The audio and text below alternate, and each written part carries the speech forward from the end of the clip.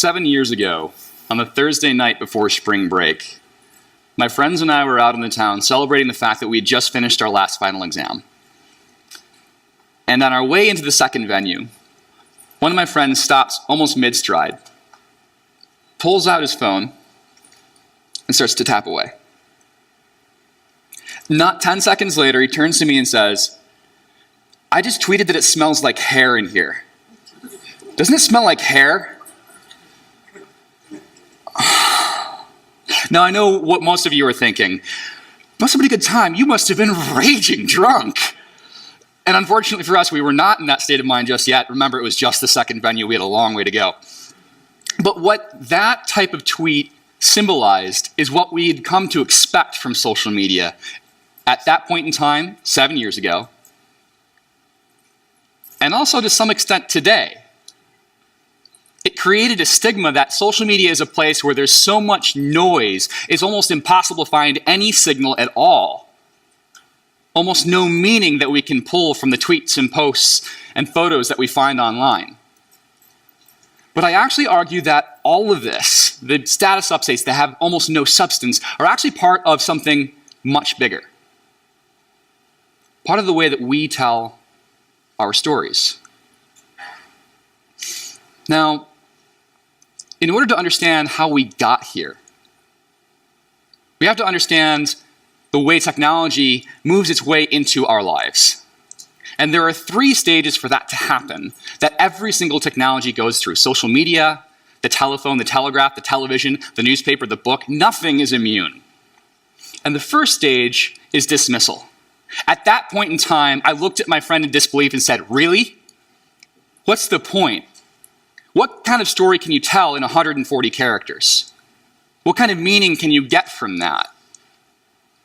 If you go back in history, we've had similar arguments. Of the television in 1939, the New York Times said, "The problem with the television is that someone has to sit and stare at a screen for a long period of time. The average American family hasn't time for it." Well, I, for one, am really glad we've solved the time issue. The second stage is adoption. Adoption is when it's pretty much par for the course. We all know what it is. We know how it works. We kind of see the benefit of it, and a lot of us are using it. Most of us here have Facebook profiles. A lot of you are on Twitter. And I promise not to tell anyone if you're on MySpace. But this is also where the pundits come out to play. The polarizing arguments on either side of the equation. One will say, this technology will bring about the end of the world as we know it, and another will say, we'll bring about peace because we'll better know our fellow man. In fact, the telephone was once called the end of provincialism. Another critic said that this would be responsible for the destruction of community because it encourages far-flung operations and far-flung relationships. Now, I think it's easy to see that neither one of these came to bear, but in a state like that, there's very little middle ground. Common sense doesn't always prevail. I think it's easy to see that we've all argued on either side of this equation. We've had those moments where it's really hard to focus or get anything done because we're so busy catching up on our status updates and the pings and the notices and the emails that we get that we don't have time to do what we're supposed to be doing. On the other side of that, we've all had these in a situation where we've connected with someone we haven't seen in 5 years, and maybe we got coffee with that person, and that would not have had happened if it weren't for that connection. So in order to avoid all the noise surrounding this argument, it's really important that we don't go beyond just observations, because it's easy for us to see the benefits of connection and the problems with overstimulation. Going to the third stage of technology is acceptance. And last year, Walt Mossberg of Recode made a really great comparison between the internet and the electrical grid. He said that when the internet fully integrates into our lives, we will no longer mention it. You didn't go to your significant other's day and say, "Would you like me to go on the grid and make you some toast?" But you might have said, "Would you like me to go online and get you directions to that place you have to go?" The way we reference technology shows a lot about our relationship to it. And it's obvious that we haven't gotten there yet with social media. In fact, we are squarely planted in the middle of the adoption phase. We've all argued on both sides. We understand the benefits, but there's so much noise we don't know where we're headed. And eventually we'll get there. But we have a lot of work to do in the meantime. And a lot of it is because of the way we're trying to navigate our way in that story. And digital and social have profoundly changed the way that we do tell our own stories. In fact, there are two particular types of stories that digital has impacted more than anything else. And that is the stories we tell about ourselves and the stories that we tell with each other. We are no longer a society that just consumes information, that receives it from a broadcast media, one to many. We are now all publishers. We have all become digital storytellers where we are broadcasting from many to many. We have become digital authors, and we now have social media as our campfire. Now, I have a confession to make. When I was writing this talk, I was tempted to call it How I Stopped Worrying and Learned to Love the Selfie. But I decided not to for two reasons. One is a few of you got the reference to Dr. Strangelove. Most probably won't. And two, I hate selfies. Or at least I did. If we take a look at the selfie, which is probably the most maligned activity in social media, there's actually a lot to unpack. It's easy to give in to our inner cynic and say, that person's taking a selfie. They're shallow. Especially when they're doing it all the time. But the selfie does a few things. For some, it's a photographic diary that I was here in this place, and this is my mark in my story, in my time, right now. That I was here. That I can come back and show it to myself and remind me of that story later. Or remind others of that story. But to go even further and to examine those who do almost nothing but take selfies. The Instagram profile of the high school student who might have 30 in a day. Selfie after selfie after selfie after selfie. That's a harder one to crack. But there's something big going on here. It's not about just self-validation. It's not just about, oh, look how hot I am today. It is actually born from other habits. And it's about understanding how we are perceived by others and how we navigate our world. The interesting thing about social media is it enabled us to receive instant feedback. We no longer have to wait to ask someone how they see us. The second we posted something online, we are receiving that feedback immediately, whether it's a like or a heart or an actual conversation. And those bits of feedback help us figure out how we posture ourselves. And whether that's posture or veneer, there's a part of that that's authentic. Because it is how we see ourselves and how we want others to see ourselves. To make a comparison, for those of us who were in high school 10, 20, and 30 years ago, we didn't have this. That's quite obvious. But there were two moments in our high school career every year that defined who we wanted people to see us as and gave us feedback on how they saw that. And those two moments are the yearbook photo and back to school. The yearbook photo, a lot of us spent a lot of time trying to figure out, what are we going to wear? How are we going to look? How are we going to pose?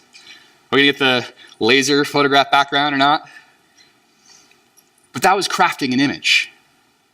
As far as back to school goes, there was a lot of agonizing about what kind of stories am I going to tell when I get back there? Who am I going to be with this year? What kind of image do I want? Do I want to be a jock? I really want to be different. I don't just want to be the drama guy. I want to be a jock. I'm going to be so different this year. And on that day, when we get back, all of a sudden we see, based on our interactions with other people, how people perceive us. Does our story match with their perception of me? How do I need to adjust? What does this mean for me going forward?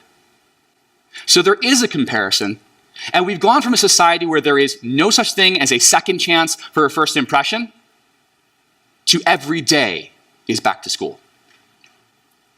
Now, people may argue that that image we put online is false or inauthentic. I don't think so. I think that there is a bit of truth in every single thing we post online, no matter how hard we try to hide it. Social media is an identity engine. No matter what we do, what we think, what we believe, what we do, what we say, will make its way online in some way, and any unit in isolation can be extracted and analyzed from which way to Sunday. But when you take a look at the bigger picture, what this all means together, a story does emerge. A story of who that person is, who they were 2 years ago, the conversations they're having today, the posts that they're putting online, shows you a transformation of their thoughts, their feelings, their philosophy. There was actually a study done recently where participants were described by both their best friends and by strangers. And the only thing the strangers could see was their Facebook profile. And what was shocking was that the descriptions were very accurate. In fact, at times, almost in lockstep with each other. So it shows how much we can glean from someone else without having even met them, because we are actively telling our stories online. We're always telling them, whether just about ourselves or with each other. And that second type of story is the one that we collectively create. The stories that we tell with each other. As I said before, we are no longer a society that just accepts information, we now create it. We create stories together, we insert ourselves in the news. If you take a look at the Arab Spring, there's no way that would have happened without the digital and the physical enmeshing completely. If you try to separate one from the other, it collapses. There's no way you can tell that story without the two of them working together. There's no way that story would have inserted itself into the popular conscious without those two. And this is happening every day. From the way that we receive our news, to understanding the world around us, to actually helping people get aid in other countries. We are now creating those stories together in ways that we never could have before. So the critics will say that technology has made us more disconnected than ever. That we don't really appreciate life offline. That we're so busy documenting our lives that we don't know how to live it. But I believe we've actually adapted to telling our stories with more people than we've ever done before. And with that, we are more connected than we've ever been before. So the next time you see someone pull out their phone and snap a picture of themselves, think about, what's the larger story that this is telling? And one more thing. Will you smile with me?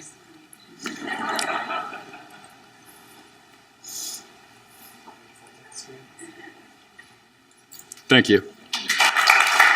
All right. One of the things I love about being a creative technologist is I get a lot of opportunities to study things that sit at the intersection of culture and technology. And we're going to talk about two industries that sit very much in that intersection today, and you might guess what they are. The thing that ties these two together is called Martek's Law. It's the idea that technology moves exponentially, but organizations change logarithmically. Very different in the speed. And for these two industries, we're going to see how they're actually using that to understand disruption.